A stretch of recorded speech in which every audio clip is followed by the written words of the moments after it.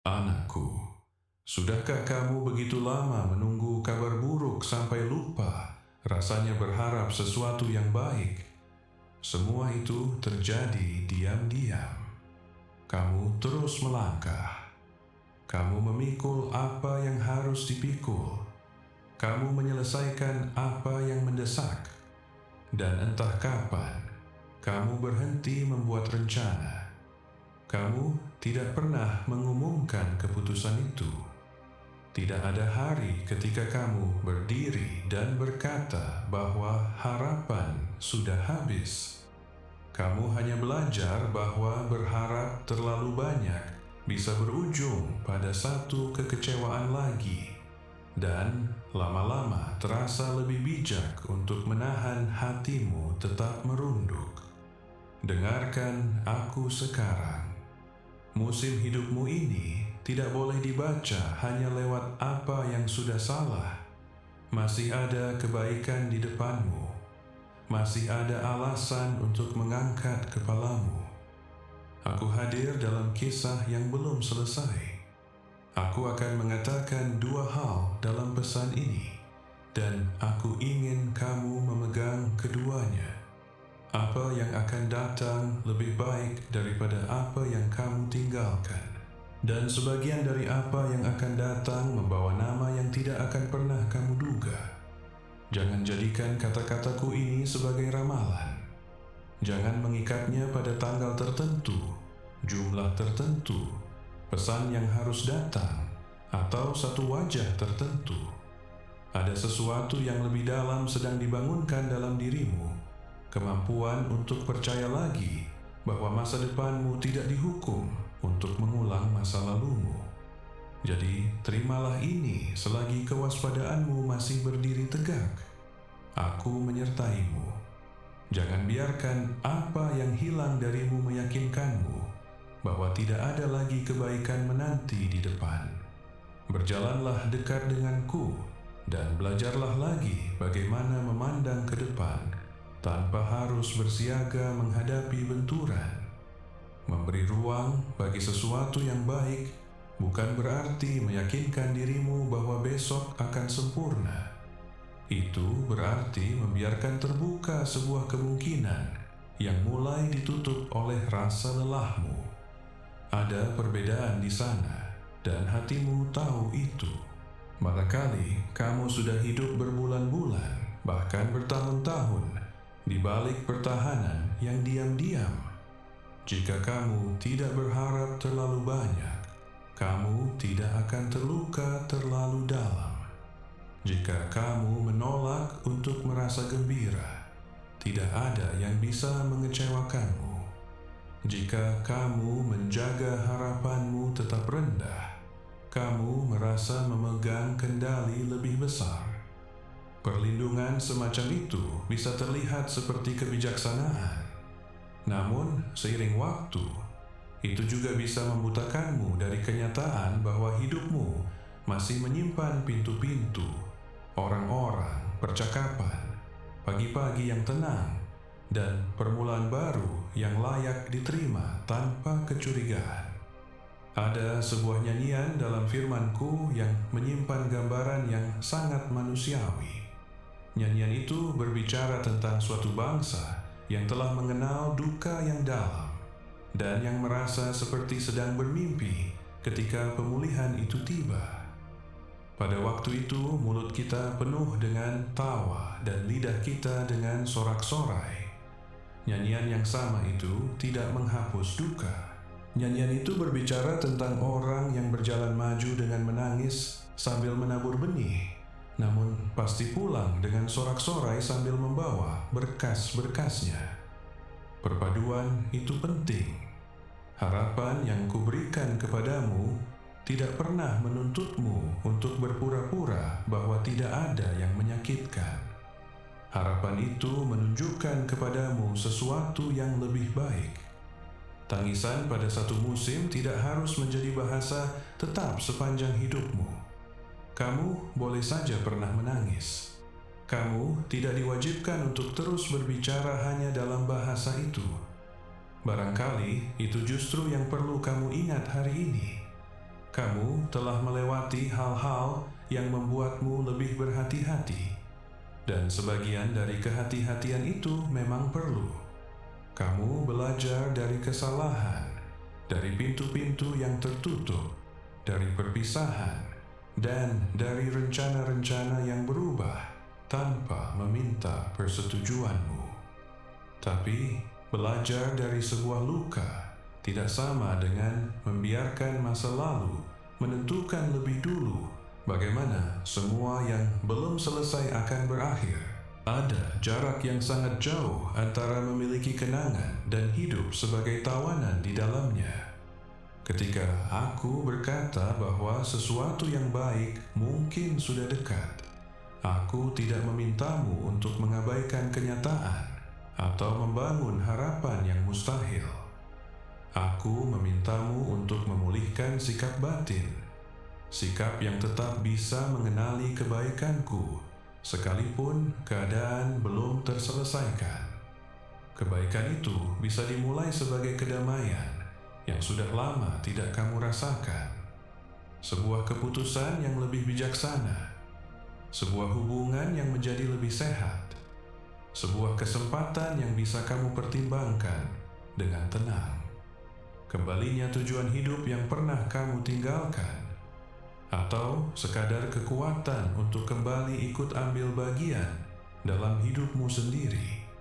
Kamu tidak perlu tahu bentuknya sekarang untuk berhenti percaya bahwa bagian terbaik dari kisahmu sudah lewat. Keyakinan itu sudah lama berbisik kepadamu dan tak pernah sekalipun diminta untuk membuktikan dirinya. Ada satu ayat lagi dalam firman-Ku yang akan semakin dalam maknanya seiring pesan ini berlanjut. Seorang yang sedang dalam kesulitan tetap yakin bahwa ia akan melihat kebaikan Tuhan di negeri orang-orang yang hidup. Dan dari situ ia berkata kepada hatinya sendiri, "Nantikanlah Tuhan, kuatkan dan teguhkanlah hatimu." Perhatikan urutan dalam kata-kata itu. Ia bukan sedang menggambarkan seseorang yang tahu setiap kejadian di masa depan.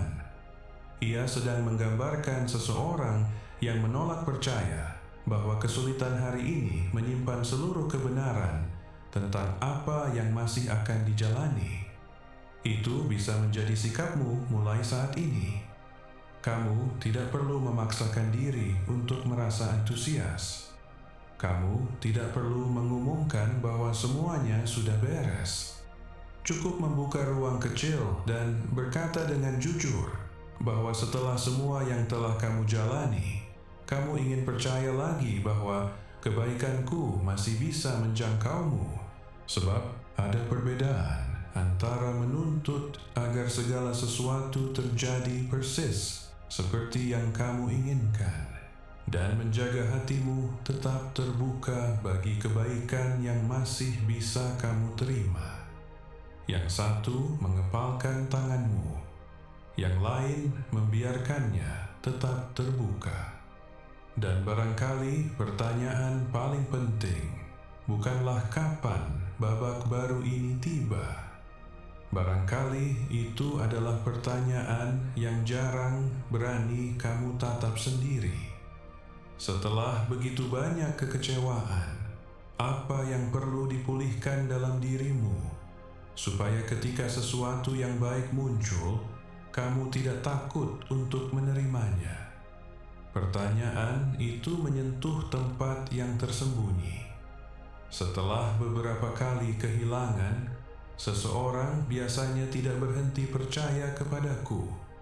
Tapi orang itu bisa mulai memandang masa depan dari balik perisai, memeriksa setiap pintu untuk mencari jebakan yang mungkin sedang menanti. Jika kabar baik datang, kamu lebih dulu mencari apa yang bisa saja salah. Jika seseorang mendekat dengan niat baik, kamu menunggu dulu sebelum mempercayainya. Jika sebuah kesempatan muncul, alih-alih merasa gembira, kamu mulai menghitung berapa besar kerugiannya kalau kamu sampai kehilangan itu. Kamu melakukan ini bukan karena kamu orang yang pahit hati, Ini adalah cara yang kamu pelajari untuk menjaga hatimu. Dan aku di sini bukan untuk mempermalukanmu karena itu.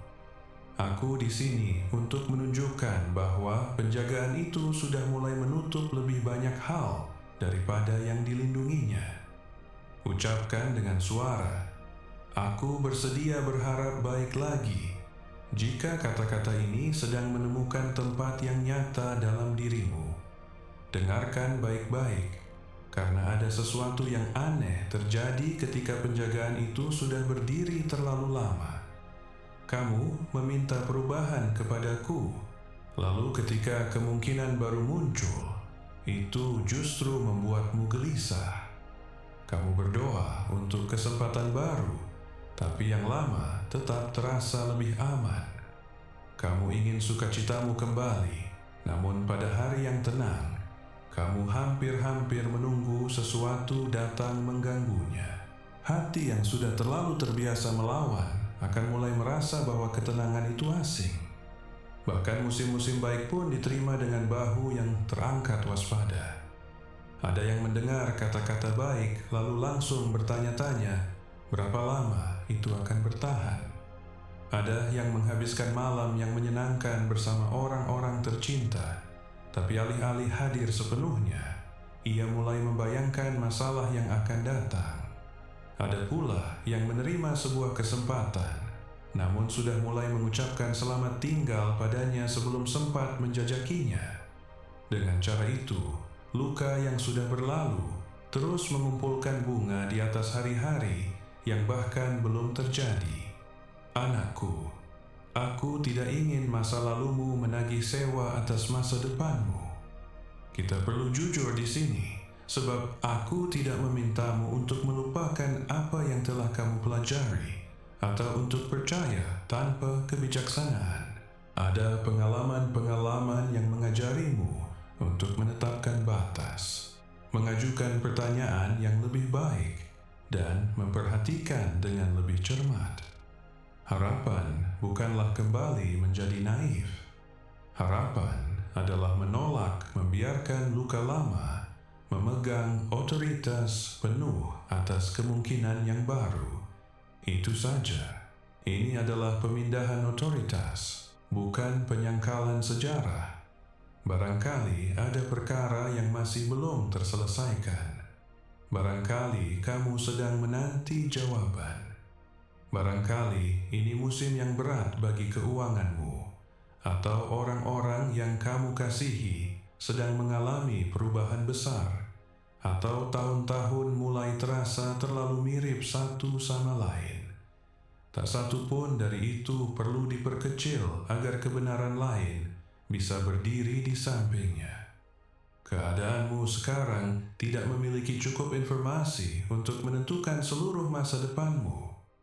Tidak pernah punya. Dan mempersiapkan dirimu tidak dimulai dengan daftar hal-hal luar biasa yang kamu harapkan. Itu dimulai dengan memperhatikan apa yang bergejolak dalam dirimu ketika kamu membayangkan bahwa musim yang berbeda masih bisa datang.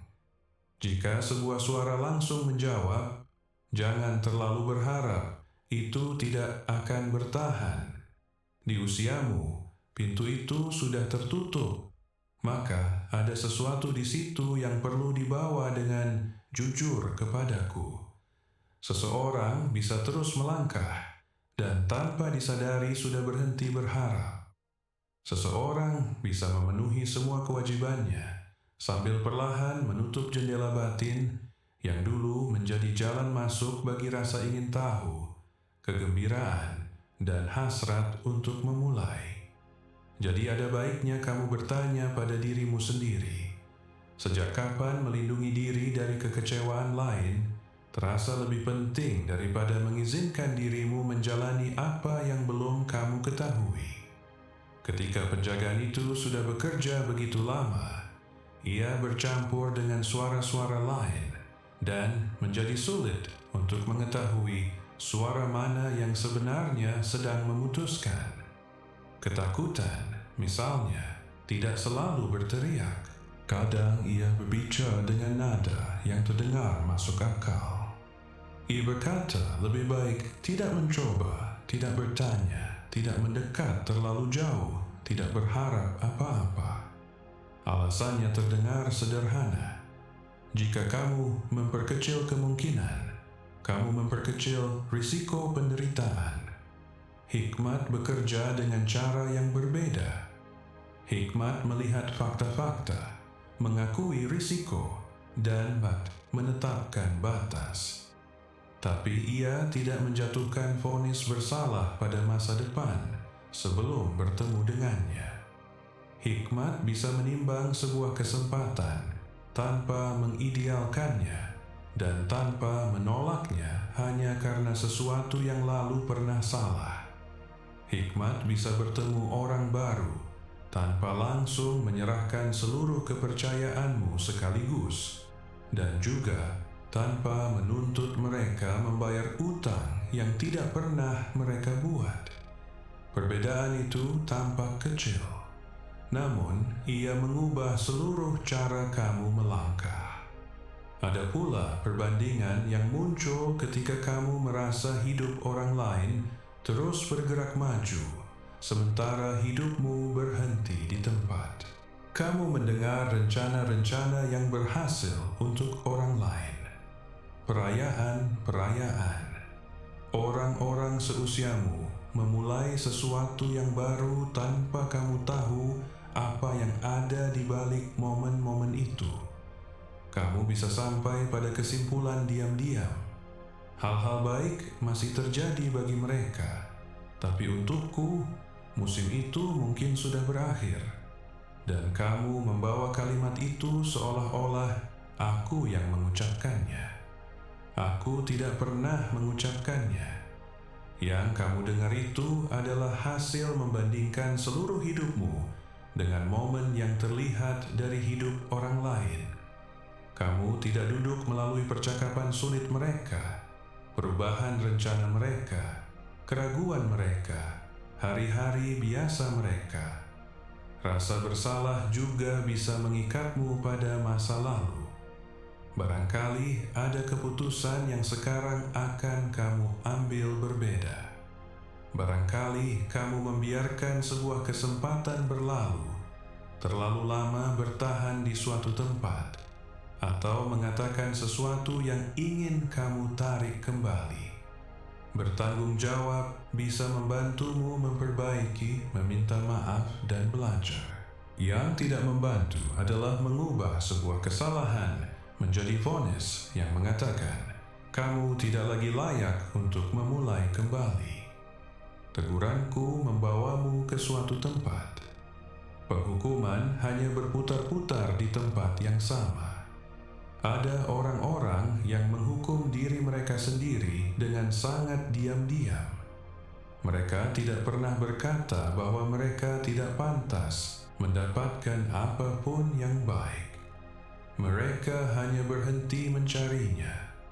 Mereka menerima begitu saja apa yang menyakiti mereka, meninggalkan pekerjaan yang sebenarnya masih berarti bagi mereka. Rasa bersalah menyamar sebagai tanggung jawab dan mengubah masa lalu menjadi ruangan yang tidak pernah boleh mereka tinggalkan. Anakku, jika kamu selama ini hidup dalam ruangan itu, dengarkan aku. Pintunya tidak pernah kukunci dari sisiku. Perjuangan lain muncul dari kebutuhan untuk mengendalikan segalanya. Setelah perubahan-perubahan yang tak terduga, mengantisipasi semuanya tampak menawarkan rasa aman. Kamu memutar ulang sebuah percakapan berkali-kali. Kamu mencoba membaca maksud orang lain. Kamu menghitung segala kemungkinan hasil dan ingin tahu lebih dulu bagaimana setiap keputusan akan berakhir. Tapi ada titik di mana bersiap-siap berhenti berarti bertindak dengan tanggung jawab, dan mulai berarti menuntut jaminan yang tidak dimiliki siapapun. Iman tidak menghapus ketidakpastian. Iman mengajarimu untuk hidup di dalam ketidakpastian, tanpa menyerahkan kemudi kepada rasa takut, rasa bersalah, atau perbandingan. Kamu bisa memeriksa fakta, mencari nasihat, dan membuat keputusan yang hati-hati sambil mengakui bahwa kamu tidak akan bisa mengendalikan setiap variabel. Percaya kepadaku bukan berarti menutup mata dari kenyataan. Itu berarti menolak memperlakukan bayangan terburukmu, seolah-olah itu sudah menjadi kenyataan yang final. Pertahanan-pertahananmu menceritakan sebagian dari kisahmu. Mereka tidak harus menjadi jati dirimu. Pertahanan itu dulunya adalah jawaban yang mungkin telah menuntunmu melewati saat-saat tertentu. Sekarang kamu bisa memeriksa mana di antaranya yang masih melindungimu dan mana yang hanya menjauhkanmu dari hidupmu sendiri. Salah satu tanda perubahan itu muncul ketika pertanyaan-pertanyaanmu mulai berubah. Alih-alih hanya bertanya apa yang bisa saja salah, kamu bisa melihat fakta-fakta yang benar-benar ada di depanmu. Alih-alih hanya memikirkan kemungkinan terluka lagi, kamu bisa mengingat batas-batas yang sekarang kamu tahu cara menetapkannya. Dan ketika suara itu bersikeras bahwa waktumu sudah lewat, kamu bisa menjawab bahwa tahun-tahun yang telah kamu jalani tidak otomatis membatalkan kemungkinan akan adanya tujuan, kebersamaan, pelayanan, pembelajaran, dan sukacita. Pegang ini dan bawalah bersamamu. Harapan yang dewasa tidak mengabaikan bekas luka. Ia hanya berhenti meminta izin dari luka itu sebelum mengambil setiap langkah baru. Dan kebenaran itu terlihat jelas dalam sebuah kisah tentang dua perempuan yang berjalan menuju masa depan yang tak dapat dijelaskan oleh keduanya. Mereka tidak memiliki jaminan apapun yang luar biasa sedang menanti. Salah satu dari mereka pulang dengan keyakinan bahwa hidup telah mengambil terlalu banyak darinya. Ucapkan kata-kata ini, "Ya Tuhan, jika hatimu mulai terbuka kembali." Kitab Rut tidak dimulai dengan adegan yang bahagia. Sebuah keluarga dari Bethlehem pergi ke tanah Moab karena masa kelaparan. Elimelech berjalan bersama istrinya, Naomi, dan kedua putra mereka mencari tempat untuk melanjutkan hidup. Lalu kisah itu dipenuhi dengan kehilangan.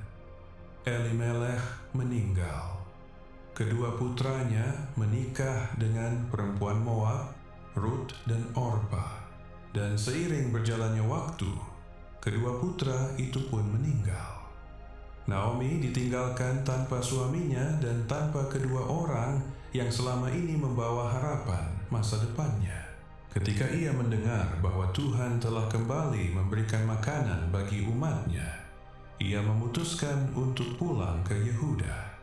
Ia tidak membawa rencana rinci untuk membangun kembali hidupnya. Ia tidak sedang merayakan apapun. Ia pulang setelah kehilangan orang-orang yang selama ini menjadi pusat bayangannya tentang tahun-tahun mendatang. Di tengah perjalanan, ia berkata kepada Rut dan Orpa untuk kembali ke keluarga mereka masing-masing. Ketiganya menangis. Orpa kembali. Rut mengambil keputusan yang luar biasa teguh. Ia akan tetap tinggal bersama Naomi, berjalan bersamanya, dan menjadikan bangsa Naomi serta Allah, Naomi sebagai bangsanya dan Allahnya sendiri. Rut pun tidak tahu bagaimana akhir kisah ini. Keputusannya bukan lahir dari pengetahuan bahwa kehidupan yang nyaman menantinya di Bethlehem. Keputusan itu lahir dari kesetiaan yang bersedia melangkah maju tanpa jaminan apapun. Sebelum kamu mendengar apa yang terjadi selanjutnya, Aku meminta sesuatu darimu, anakku. Aku memintamu untuk meletakkan sebagian dari apa yang kamu miliki, sesuatu yang benar-benar berarti di atas mezbah pelayanan ini, seperti emas yang diletakkan di atas timbangan panggilan ini.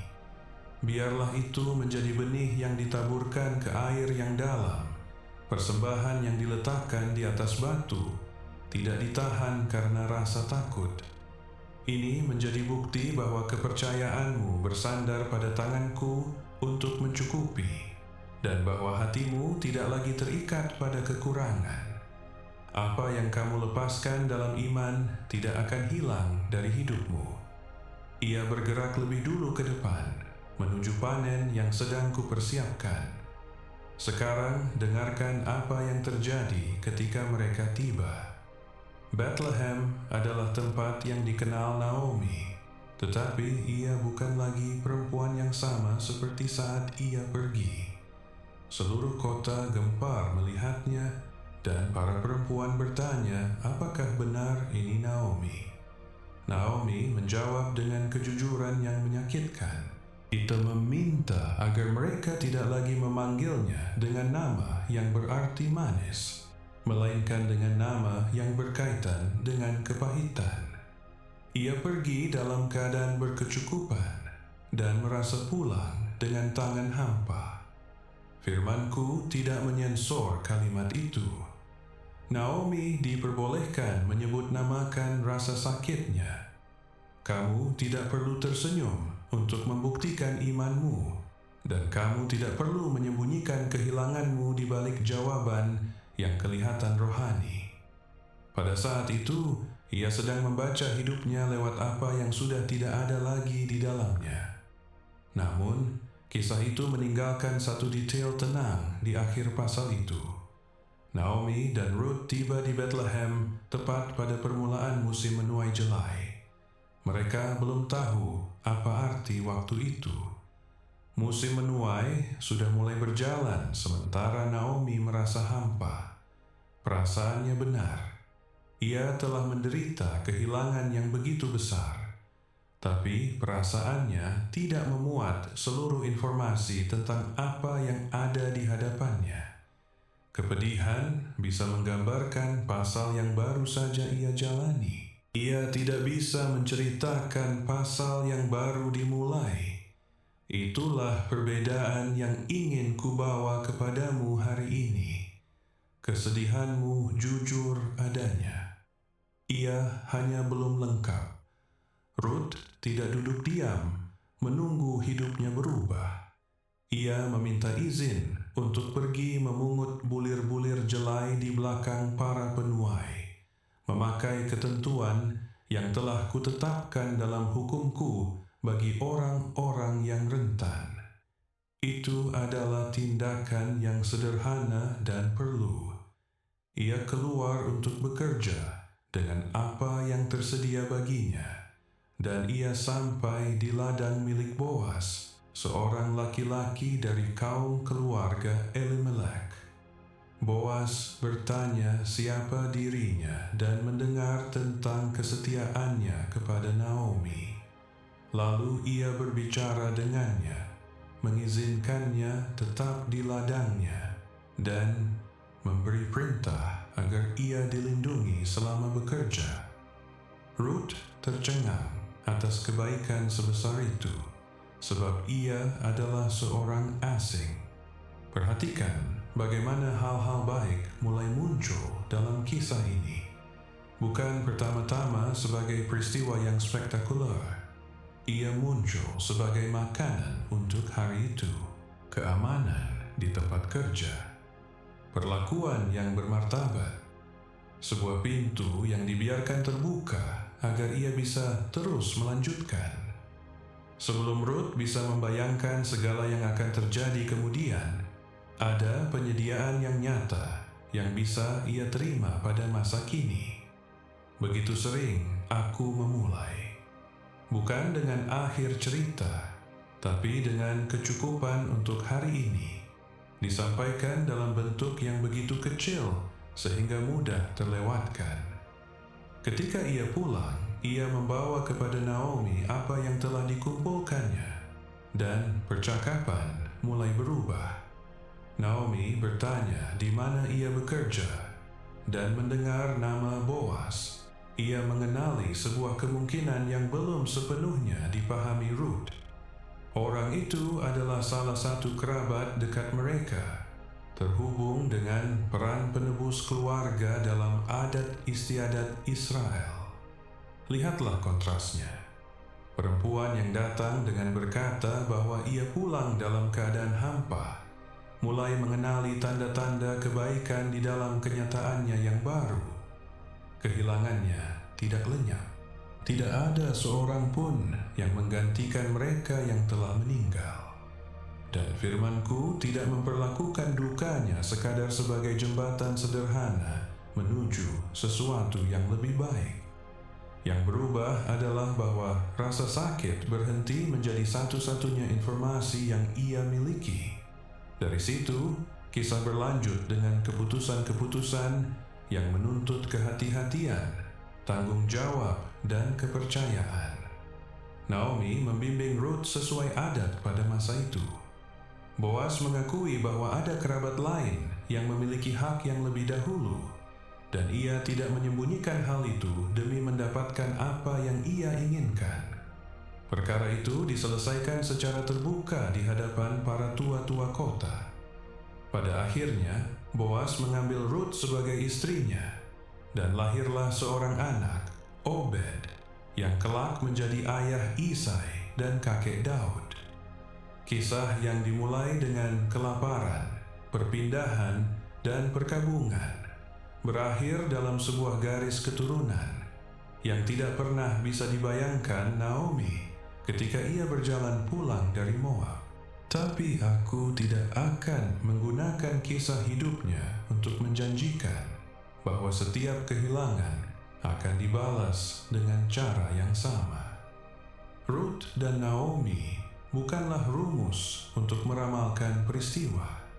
Kisah mereka mengizinkanmu melihat sesuatu yang lebih dalam, dan karena itu lebih penuh harapan. Kamu bisa memasuki musim yang baru tanpa merasa sudah siap secara emosional untuk menyebutnya baru. Naomi tiba di Bethlehem sambil menoleh ke belakang. Sementara itu, panen sudah mulai berjalan di depannya. Maka dengarkan aku. Aku tidak meninggalkanmu di jalan ini. Bahkan ketika kamu belum bisa mengenali apa yang ada di depanmu, tetaplah dekat denganku. Rasa sakitmu tidak berhak menentukan bagaimana kamu akan memandang setiap hari yang tersisa bagimu. Sekarang, aku ingin menunjukkan sesuatu yang mengikuti pola yang sama. Sebab kebaikan jarang datang mengenakan pakaian yang kamu duga. Naomi tidak menantikan panen, dan kamu mungkin tidak sedang menantikan wujud kebersamaan yang sedang mendekat kepadamu. Ada seseorang, bukan sembarang orang, seseorang yang kehadirannya dalam hidupmu bukanlah kebetulan. Seseorang yang mungkin sudah kamu kenal, seseorang yang mungkin sudah kamu masukkan dalam kategori yang lain. Barangkali kamu melihat mereka sebagai teman, sebagai seseorang yang dekat, sebagai seseorang yang sekadar muncul dalam satu bagian tertentu dari perjalananmu.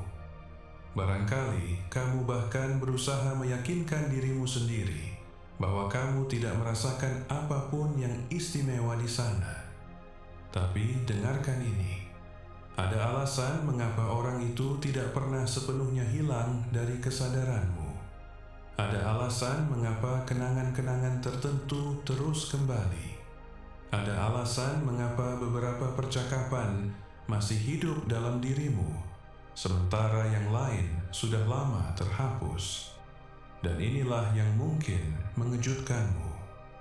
Orang yang sedang kutunjuk mungkin sama sekali tidak menyerupai gambaran yang telah kamu bangun tentang siapa yang seharusnya menempati tempat itu dalam hidupmu. Kamu tegak akan kisah yang lain, jenis orang yang lain, cara memulai yang lain. Barangkali kamu membayangkan bahwa cinta yang benar akan datang dengan kekuatan, dengan tanda-tanda yang mustahil diabaikan, dengan emosi yang begitu kuat sehingga tidak menyisakan ruang untuk pertanyaan. Tapi sebagian besar dari apa yang dulu kamu salah artikan sebagai cinta sebenarnya adalah kecemasan. Itu adalah ketidakpastian. Itu adalah usaha mengejar jawaban. Itu adalah pertanyaan, mengapa seseorang bisa mendekat pada suatu hari lalu menghilang keesokan harinya. Tubuhmu menyebut intensitas itu sebagai cinta, dan kamu menyebut intensitas itu sebagai kedalaman. Jadi, ketika sesuatu datang dengan tenang, kamu tidak tahu harus berbuat apa dengan ketenangan itu. Dengarkan baik-baik, sebab ini adalah titik balik yang perlu kamu dengar sampai tuntas. Kamu mungkin telah mengabaikan orang ini justru karena mereka tidak mengaktifkan luka-luka yang sama seperti yang diaktifkan oleh orang lain. Kamu mungkin berpikir, aku tidak merasakan hal yang sama. Padahal yang tidak kamu rasakan itu adalah kekacauan. Kamu mungkin berkata tidak ada cukup percikan di antara kalian. Padahal yang hilang adalah rasa takut terus-menerus akan kehilangan seseorang. Masa lalumu telah melatih hatimu untuk mengenali intensitas sebelum ia bisa mengenali kestabilan. Ingatlah hari ketika nabiku pergi ke rumah Isai untuk mengurapi seorang raja. Anak-anak lelakinya dibawa maju satu demi satu, tinggi dan mengesankan. Dan setiap kali sang nabi yakin bahwa ia telah menemukan orang yang terpilih. Setiap kali pula aku berkata, bukan. Dan aku mengatakan kepadanya sesuatu yang kamu perlukan untuk hidupmu sendiri. Manusia melihat apa yang di depan mata, tetapi Tuhan melihat hati. Orang yang telah kupilih bahkan tidak dipanggil ke meja perjamuan. Daud sedang berada di padang bersama kawanan domba. Ia adalah pertimbangan paling kecil di rumah ayahnya sendiri. Ruangan itu sudah memutuskan siapa yang penting, dan ruangan itu keliru. Mereka harus mengutus orang untuk memanggilnya sebelum hari itu bisa berakhir. Begitu mudahnya orang yang tepat terlewatkan, bukan karena kekejaman, tapi karena kebiasaan, karena gambaran yang sudah terbentuk sebelum ada cukup hikmat untuk membentuknya dengan benar. Anakku, kamu telah melakukan ini terhadap lebih dari satu hal baik. Jadi nama yang mengejutkanmu itu mungkin bukan nama seseorang yang sepenuhnya baru. Bisa jadi itu seseorang yang sudah berdiri di depanmu, seseorang yang telah berbicara denganmu, seseorang yang telah mendengarkanmu, seseorang yang kehadirannya terasa terlalu sederhana untuk cocok dengan kisah rumit yang telah kamu pelajari untuk disebut cinta. Dan orang itu tetap tinggal, tidak selalu di dekatmu, tidak selalu berbicara denganmu setiap hari, tapi mereka tetap tinggal dalam kesadaranmu. Dan sekarang, aku ingin menunjukkan mengapa demikian. Jangan buru-buru mencari nama itu dulu. Jangan menghubungi siapapun karena dorongan sesaat. Jangan jadikan kata-kataku ini sebagai izin untuk mengejar seseorang. Pertama, pahamilah 3 hal. Mengapa kamu tidak bisa mengenali hubungan ini ketika pertama kali muncul? Apa yang berubah dalam dirimu dan dalam diri orang itu selagi kalian berdua berjalan di jalan yang terpisah? Dan apa tandanya yang akhirnya memberitahumu bahwa ini berbeda dari hubungan-hubungan yang membuatmu lelah dan ragu? Sebab ketika kebenaran mulai tersusun bersama, ketakutan bukanlah suara yang paling keras. Kedamaianlah yang akan menjadi suara itu. Sekarang, tataplah dengan jujur satu bagian dari sejarahmu yang berkali-kali kamu coba jelaskan. Ada saatnya kamu berhenti mempercayai orang lain melebihi biasanya. Kamu mulai mempertanyakan apakah perasaanmu sendiri bisa dipercaya sama sekali. Kamu bertanya-tanya apakah kepekaanmu sedang gagal. Dan apakah setiap kali kamu merasakan sesuatu yang dalam, kamu akan mengulangi kesalahan yang sama. Jadi belajar menahan diri. Jika seseorang membuatmu merasakan sesuatu yang berbeda, kamu meyakinkan dirimu bahwa kamu mungkin terlalu banyak berimajinasi. Jika sebuah percakapan terus terngiang berjam-jam, kamu berusaha mengecilkan pentingnya.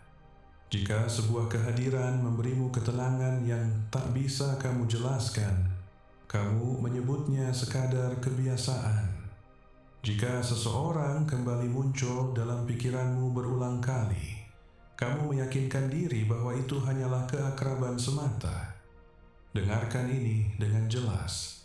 Berkali-kali kamu mengabaikan sebuah hubungan bukan karena hubungan itu lemah. Kamu mengabaikannya karena kamu takut salah lagi. Ketakutan itu mengubah cara kamu memandang cinta. Kamu menganalisis setiap tanda. Kamu berusaha mendeteksi bahaya sebelum bahaya itu muncul. Dan tanpa sadar, kamu membangun sebuah aturan batin.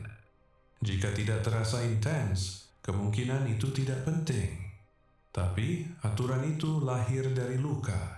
Pengalaman-pengalamanmu sebelumnya telah mengajarimu untuk mengenali cinta lewat kecemasan. Kamu terbiasa menunggu, terbiasa dengan jawaban yang datang terlalu lambat, dengan kata-kata yang tetap kabur, dengan seseorang yang mendekat dengan penuh gairah, lalu menarik diri tanpa penjelasan. Dan ketika perhatian akhirnya kembali setelah musim yang berjarak, tubuhmu merasa lega. Kelegaan itu begitu mirip dengan perasaan, sehingga kamu mulai keliru menganggapnya sebagai kedalaman. Anakku, kamu begitu terbiasa dengan badai, sehingga ketika sesuatu datang dengan tenang, kamu tidak bisa mengenalinya. Barangkali orang ini tidak menggerakkan cuaca yang sama dalam dirimu. Barangkali berbicara dengannya terasa terlalu mudah. Dan justru karena itu, sebagian dirimu memutuskan ini pasti bukan cinta. Barangkali kamu menyebutnya kurang kecocokan, padahal itu adalah ketiadaan rasa takut. Barangkali kamu mengira intensitas itu hilang, padahal yang hilang adalah ketidakpastian. Orang itu mungkin membuatmu merasa tentram, dan kamu belum belajar bahwa ketentraman bisa menjadi salah satu bentuk hubungan terdalam yang ada. Jadi kamu menempatkan mereka dalam kategori lain. Seseorang yang mudah diajak bicara, seseorang yang dekat, seseorang yang tidak pernah kamu izinkan masuk ke dalam gambaran masa depan yang telah kamu bangun. Bukan karena tidak ada apa-apa di sana, tapi karena itu tidak menyerupai apa yang telah dilatih oleh masa lalumu untuk kamu buru. Sekarang, aku ingin menunjukkan apa yang sedang terjadi di sisi yang lain. Selagi kamu berusaha memahami mengapa hubungan ini tak pernah benar-benar memudar, orang itu juga berubah. Dan jika kamu telah melihat segala yang bergerak dalam dirinya, kamu akan lebih cepat memahami mengapa aku tidak membiarkan semuanya terungkap saat kamu menginginkannya. Bukan hanya ketakutanmu, bukan hanya kebingunganmu. Ada hal-hal dalam diri orang itu yang masih perlu dihadapinya. Dengarkan ini dan biarkan meresap. Jika kalian berdua terlalu cepat mendekat, sesuatu yang berpotensi sehat bisa saja berubah menjadi satu lagi kisah kecemasan, jarak, dan salah paham. Kamu masih belajar untuk tidak mengejar. Orang itu masih belajar untuk tidak lari. Kamu belajar menetapkan batas tanpa merasa bersalah. Mereka belajar bahwa kedekatan bukan berarti kehilangan kebebasan. Kamu belajar meminta kejelasan. Mereka belajar untuk tidak bersembunyi di balik keheningan. Dan selagi kamu belajar berhenti membaca setiap perubahan sebagai pengabaian, mereka belajar untuk tidak menghilang ketika sebuah perasaan mulai terasa terlalu dalam. Sudahkah kamu memahaminya sekarang? Kamu berdua bukan sedang dipersiapkan untuk saling melengkapi. Kamu berdua sedang dipersiapkan agar tidak saling melukai dengan cara yang sudah pernah melukai kalian berdua sebelumnya. Sebab jika kamu datang dengan ketakutan kehilangan, dan mereka datang dengan ketakutan untuk tinggal, setiap langkah akan menyentuh luka masing-masing. Kamu akan meminta kedekatan lebih. Mereka akan merasa tertekan. Mereka akan mengambil jarak. Kamu akan membaca jarak itu sebagai penolakan. Lalu kamu akan mencari lebih banyak jawaban. Dan semakin kamu berusaha mengamankan hubungan itu, semakin ia bisa menutup diri.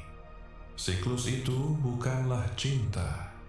Itu adalah dua luka yang berusaha melindungi diri masing-masing pada saat yang sama. Maka, aku mengizinkan waktu berjalan. Ada pengalaman-pengalaman yang perlu dijalani orang itu tanpamu. Ada kekecewaan-kekecewaan yang harus mengajarinya nilai dari konsistensi. Ada kehilangan-kehilangan yang menunjukkan kepadanya apa yang terjadi ketika seseorang meninggalkan segala sesuatu tanpa diucapkan. Ada musim-musim kesendirian yang memaksanya mendengar hal-hal yang selama ini bisa ia hindari. Barangkali ia harus mengakui bahwa menahan perasaan tidak selalu berarti kekuatan. Barangkali ia harus menemukan bahwa ikatan yang sejati tidak bisa bertumbuh jika seseorang hanya muncul ketika merasa aman dan menghilang begitu mulai merasakan sesuatu yang terlalu dalam. Dengarkan ini. Selagi kamu belajar betapa sakitnya menerima terlalu sedikit, orang itu belajar betapa besar kerusakan yang ditimbulkan karena memberi terlalu sedikit kepada seseorang yang sedang berusaha membangun sesuatu yang sungguh nyata. Kamu belajar bahwa kamu tidak bisa membujuk siapapun untuk memilihmu. Mereka harus belajar bahwa tidak ada yang bisa mengharapkan cinta yang dalam sambil hanya memberi kehadiran yang dangkal. Kamu belajar bahwa kamu tidak seharusnya memohon untuk sekadar berkomunikasi. Mereka harus belajar bahwa keheningan pun berbicara. Kamu belajar untuk tidak mencampur adukan intensitas dengan cinta. Mereka harus belajar untuk tidak mencampur adukan jarak dengan rasa aman. Kamu belajar bahwa menetapkan batas bukanlah hukuman. Mereka harus belajar bahwa menghormati sebuah batas tidak berarti kehilangan seseorang. Dan inilah sebuah kebenaran yang mungkin menyentuh tempat yang dalam.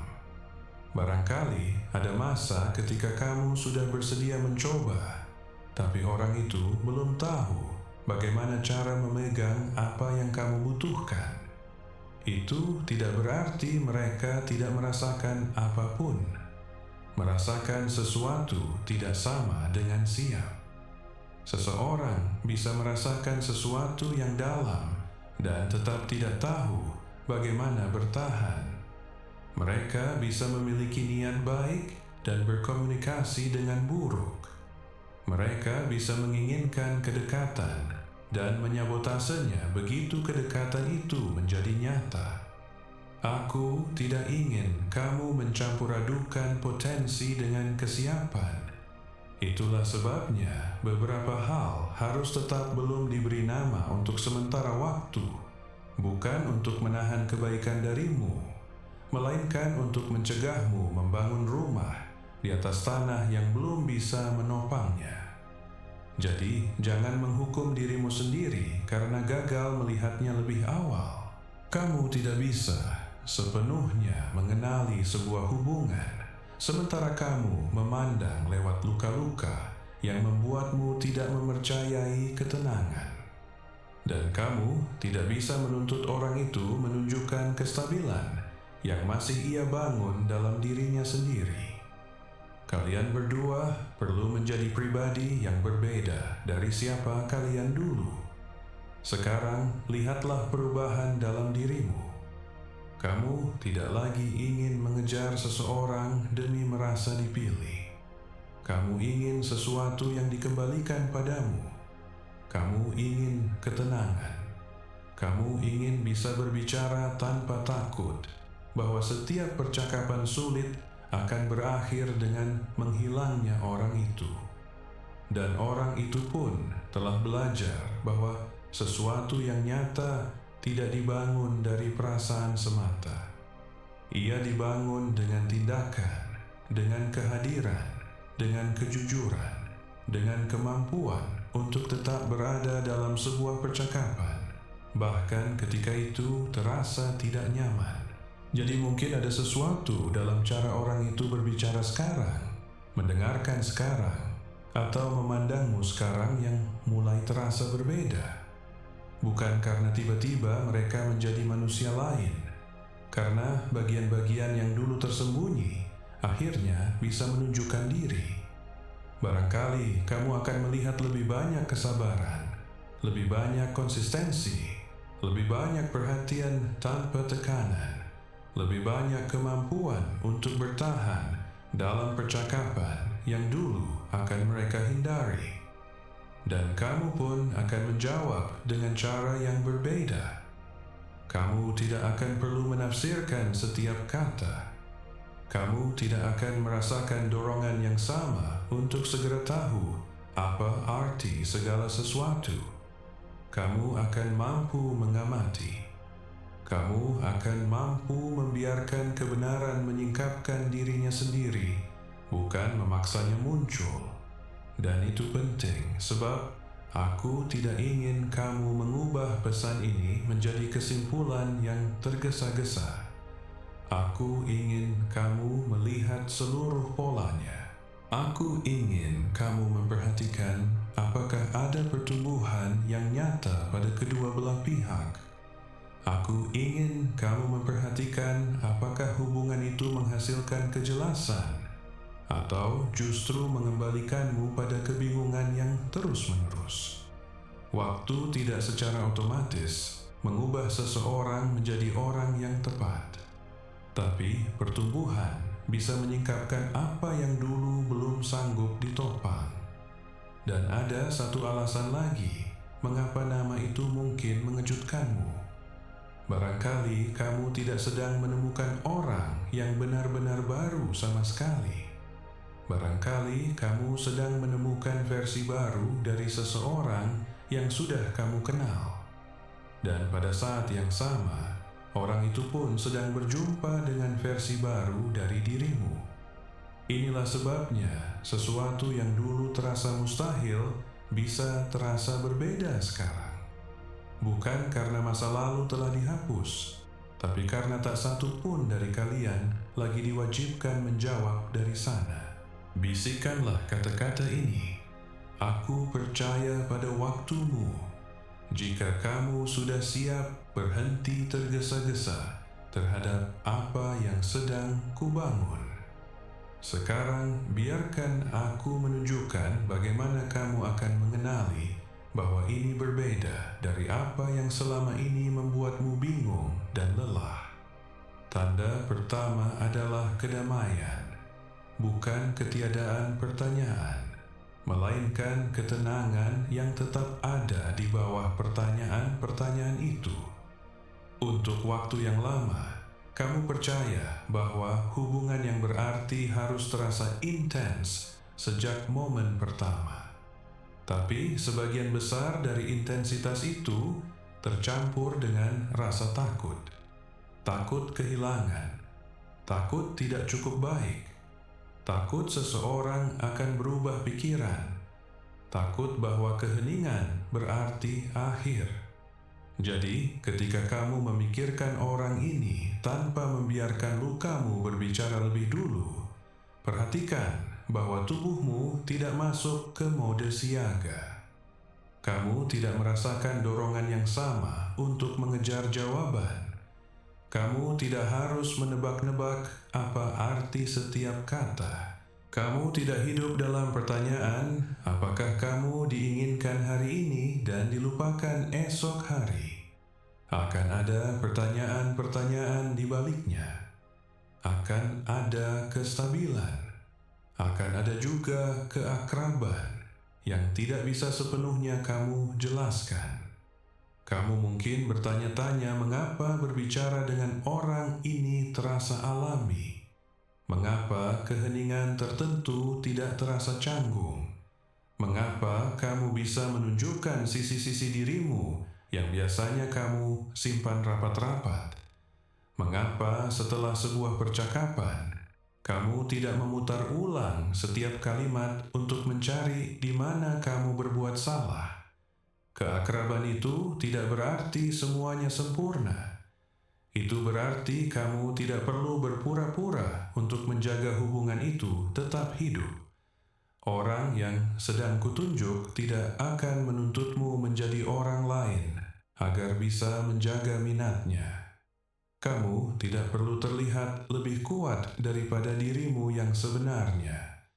Kamu tidak perlu berpura-pura bahwa tidak ada yang penting bagimu. Kamu tidak perlu menyembunyikan kebutuhanmu demi mencegah mereka pergi. Kamu akan bisa dilihat apa adanya. Dan salah satu tanda paling dalam adalah persis itu. Perasaan bahwa orang ini memperhatikan sisi-sisi dirimu yang dilewatkan begitu saja oleh orang lain. Mereka mungkin mengenali sebuah kapasitas dalam dirimu yang sudah mulai kamu lupakan. Lalu perhatikan konsistensi, sebab kata-kata bisa menciptakan kesan, tapi konsistensi menyingkapkan karakter. Perhatikan apa yang mereka lakukan sesudahnya. Perhatikan apakah mereka hadir, apakah mereka menepati apa yang dikatakan, apakah mereka bisa berbicara jujur ketika sesuatu berubah. Perhatikan apakah kamu merasa harus bersaing untuk mendapatkan tempat dalam hidup mereka, atau apakah perilaku mereka membiarkanmu memahami posisimu tanpa harus memohon kejelasan. Ada satu tanda lagi yang mungkin sudah muncul, ketekunan. Yang kumaksud bukan obsesi, bukan mengejar seseorang yang telah berpaling darimu. Yang kumaksud adalah kehadiran yang tetap ada dalam kesadaranmu tanpa dipaksakan. Barangkali ada jarak. Barangkali kalian berhenti berbicara untuk suatu waktu, tapi orang itu tidak pernah sepenuhnya hilang dari ingatanmu. Dan ketika mereka kembali ke pikiranmu, mereka tidak selalu datang dengan keputusasaan. Kadang mereka datang dengan ketenangan yang aneh, seolah sebagian dirimu berkata, "Masih ada sesuatu di sini yang perlu kupahami." Apa yang tersisa tanpa tekanan layak untuk diperiksa. Tapi apa yang nyata juga harus dikonfirmasi oleh fakta.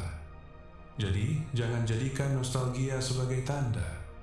Jangan salah mengira kenangan sebagai sesuatu yang telah dikembalikan kepadamu. Lihatlah masa kini. Lihatlah bagaimana orang itu bersikap sekarang. Carilah pertumbuhan yang nyata.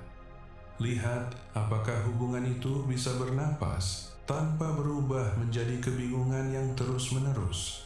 Sekarang, aku harus melindungimu tepat pada titik ini, saat semuanya mulai terasa nyata. Sebab ketakutan lamamu tidak akan hilang begitu saja, karena kamu sudah mengenali kedamaian.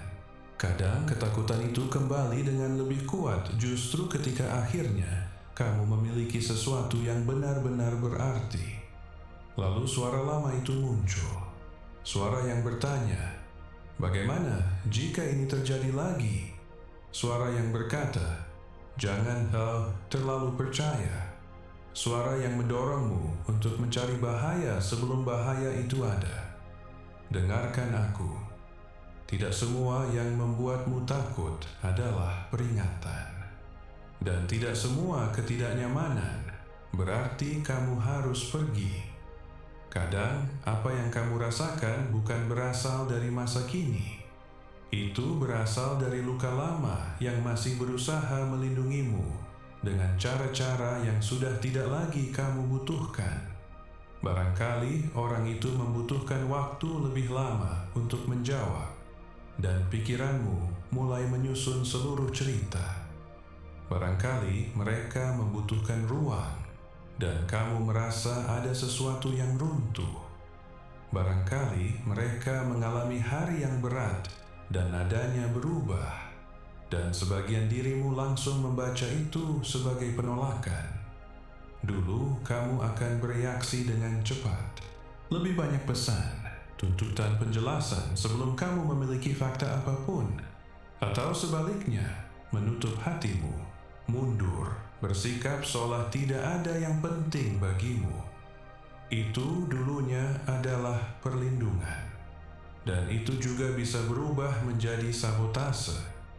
Jadi, bernapaslah sebelum berasumsi, bertanyalah sebelum menuduh, amatilah sebelum menarik diri, tunggulah sebelum membangun kesimpulan diam-diam. Tapi, pahamilah dengan jelas, anakku, ini bukan berarti mengabaikan tanda-tanda yang nyata.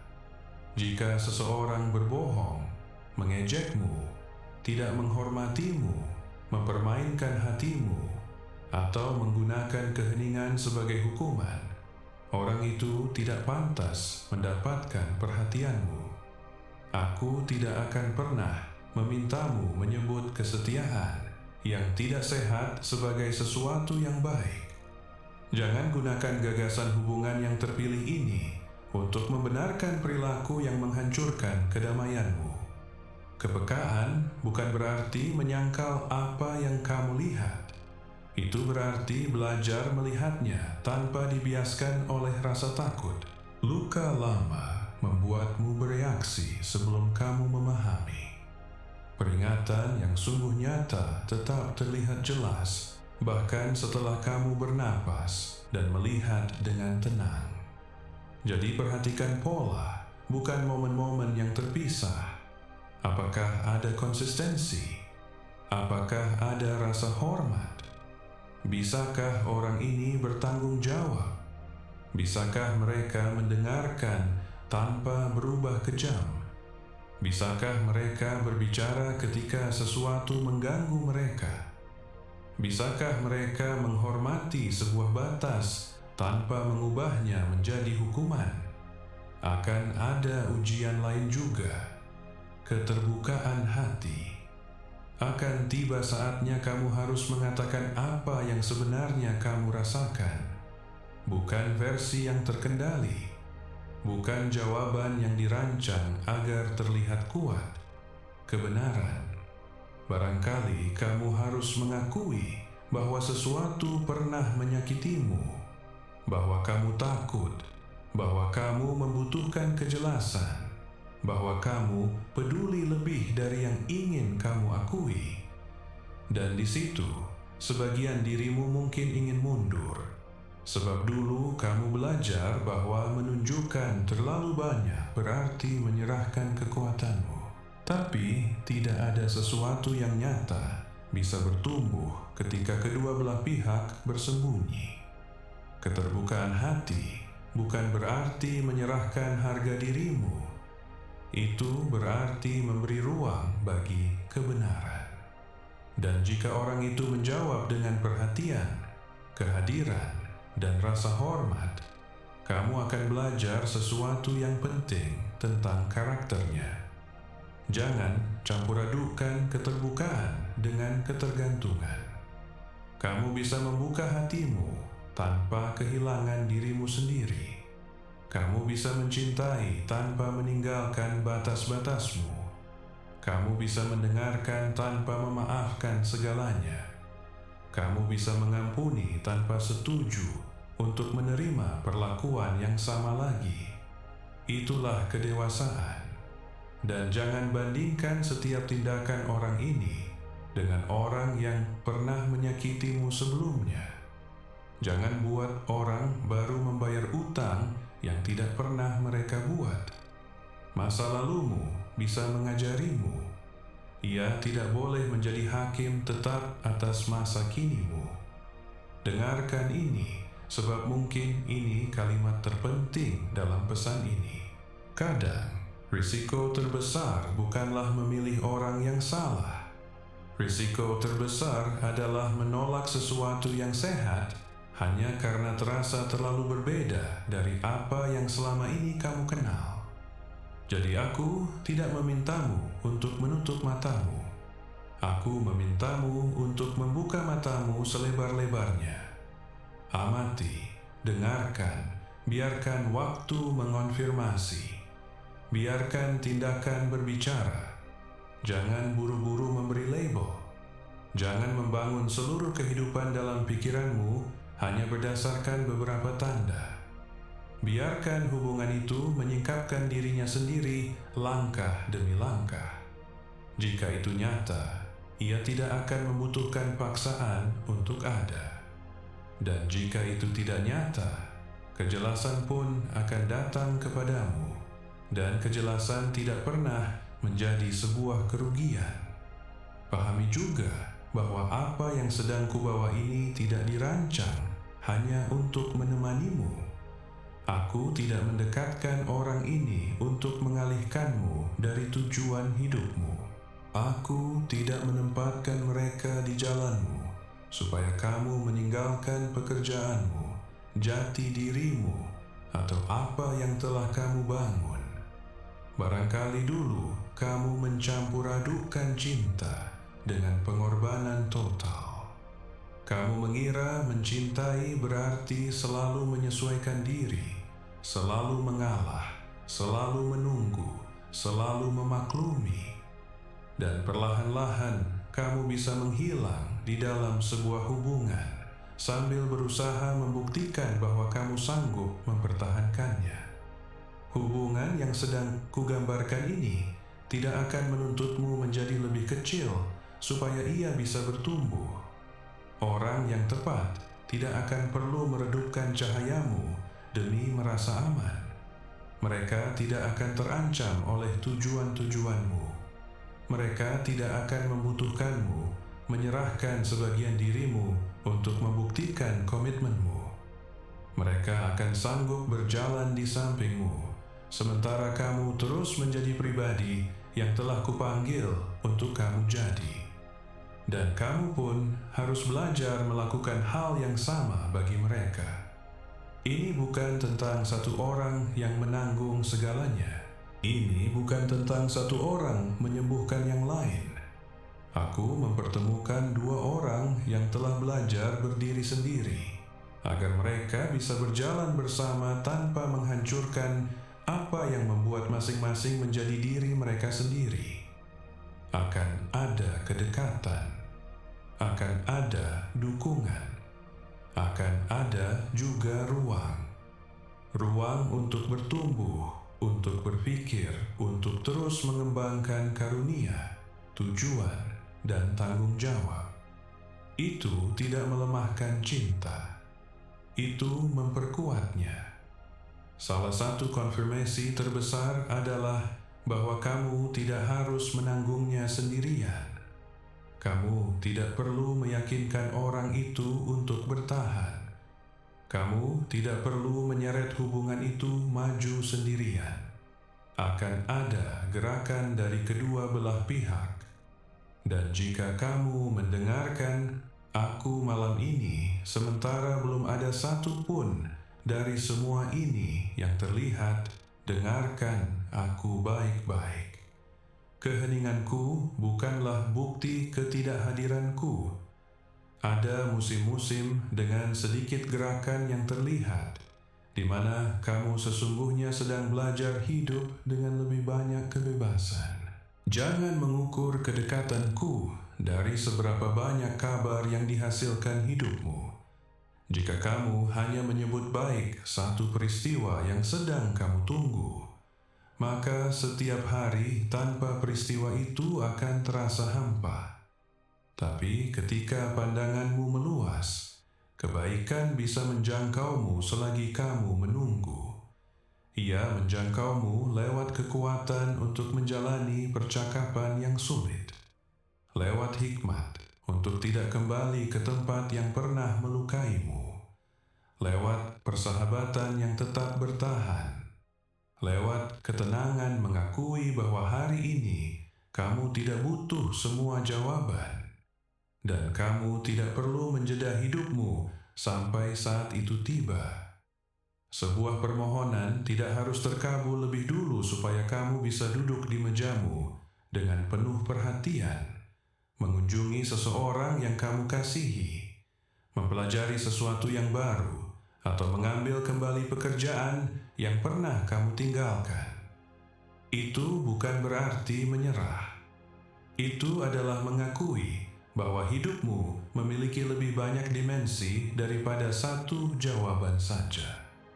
Ruth keluar untuk memungut bulir jelai. Naomi memperhatikan apa yang sedang terjadi. Boas bertindak dengan integritas di dalam prosesnya. Tak satu pun dari mereka tahu bagaimana akhirnya. Masing-masing menanggapi apa yang ada di hadapan mereka.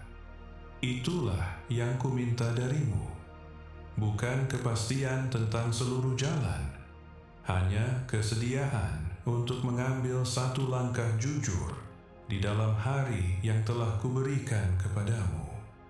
Jadi biarkan bahumu turun. Kamu tidak harus menyelesaikan sebuah percakapan lebih dulu sebelum diizinkan bernapas lebih lega. Kamu tidak harus menerima jawaban lebih dulu sebelum beristirahat. Kamu telah memikul begitu banyak hal, dan tidak semuanya harus tetap berada di tanganmu sekaligus. Sebagian memang membutuhkan perhatianmu, tapi bukan saat ini. Sebagian lainnya memang tidak pernah berada dalam kendalimu, meski selama bertahun-tahun kamu memperlakukannya seolah-olah kamu bisa mengendalikannya. Kamu bisa mengenali perbedaan itu tanpa menyalahkan dirimu sendiri. Kamu telah melakukan apa yang kamu tahu caranya. Dalam musim-musim ketika kamu lelah, khawatir, atau berusaha menjaga orang-orang yang kamu kasihi. Jika hari ini kamu memahami sesuatu yang berbeda, kamu tidak perlu menghukum dirimu sendiri karena tidak memahaminya lebih awal. Hikmat pun datang seiring kamu berjalan. Sekarang, kembalilah bersamaku ke titik awal pesan ini. Apa yang akan datang lebih baik daripada apa yang kamu tinggalkan. Bukan karena apa yang kamu tinggalkan itu tidak berharga, melainkan karena kamu akan menyambut apa yang di depan dengan tangan yang telah belajar kapan harus menggenggam dan kapan harus melepaskan. Kamu akan menyambutnya dengan hati yang bisa membedakan kedamaian dari kehampaan dan konsistensi dari jebakan. Kamu akan menyambutnya dengan mata yang terjaga, dan itu mengubah apa yang bisa kamu terima. Jika sebuah nama telah muncul dalam pikiranmu selagi kata-kata ini sampai kepadamu, jangan berlari mengejarnya, dan jangan pula berlari menjauhinya. Biarkan karakter, konsistensi, dan waktu mengonfirmasi apa yang baru mulai kamu lihat. Apa yang menjadi bagian dari jalanmu juga harus datang menjumpaimu dari sisi yang lain. Akan ada gerakan dari kedua belah pihak. Akan ada kehadiran dari kedua belah pihak. Dan jika itu tidak ada, kamu akan menerima kejelasan untuk melepaskannya tanpa menghancurkan dirimu sendiri. Tidak semua yang mengejutkanmu adalah kesalahan. Kadang kebenaran mengejutkanmu karena ia meruntuhkan gambaran yang telah kamu buat sebelum kamu siap melihatnya. Jangan tergesa-gesa. Jangan memaksa. Jangan mengejar. Carilah kedamaian. Carilah konsistensi. Carilah pertumbuhan yang nyata. Dan ketika kejelasan penuh itu datang, kamu tidak perlu meyakinkan dirimu sendiri untuk menerimanya. Apa yang selaras denganmu tidak akan pernah memintamu kehilangan dirimu sendiri agar bisa bertahan. Aku menyertaimu dalam hal ini, dan aku belum selesai dengan kisahmu. Katakan amin, anakku. Sudahkah kamu begitu lama menunggu kabar buruk sampai lupa rasanya berharap sesuatu yang baik?